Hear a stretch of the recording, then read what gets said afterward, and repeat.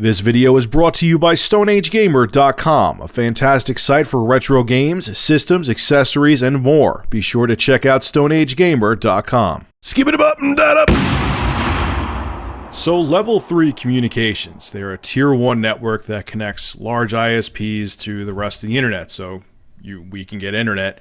They're claiming that 6 different internet service providers, 5 in the States and 1 from Europe, are purposely throttling their customers, lowering their speeds so they could get more money out of Level 3. So if you've been having issues with places like Netflix lately, this is probably the reason why. This is what Level 3's Mark Taylor had to say on the issue. They are deliberately harming the service they deliver to their paying customers.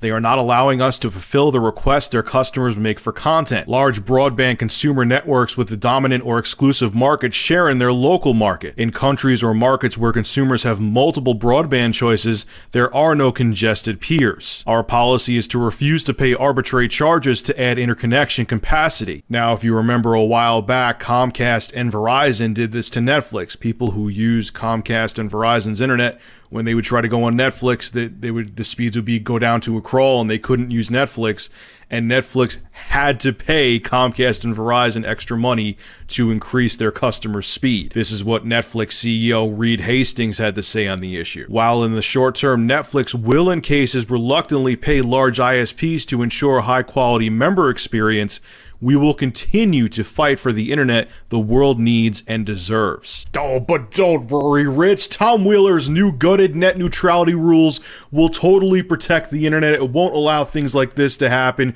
Sure, there'll be an internet fast lane, but I'm sure they're going to put fair rules in place. Tom Wheeler's not really that bad of a guy. Oh, really? Well, check this out. Let's take a look at Tom Wheeler's history here. I got some bullet points. Wheeler, who was nominated by President Obama last May, lobbied Congress to deregulate the cable industry in the early 1980s.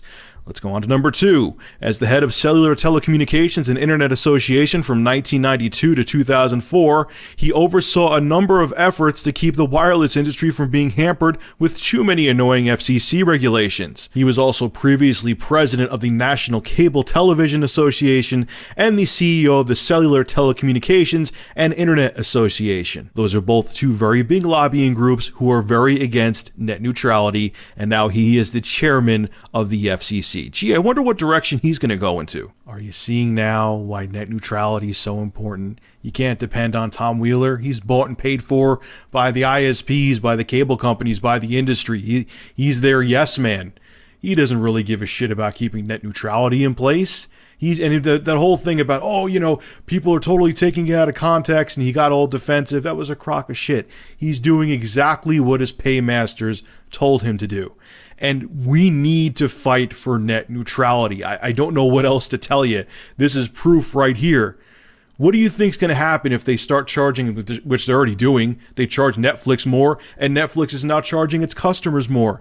Everything's going to get more expensive, and whose pockets are going to get hurt in the end? Ours are. We're going to get fucking screwed. Then on top of it, if there is this internet fast lane, like I've said before in my other net neutrality videos, how is an up-and-comer going to have a chance? Say this guy has awesome competition. He creates this website that is amazing competition for YouTube or Netflix. If he can't pay for the internet fast lane, he's screwed.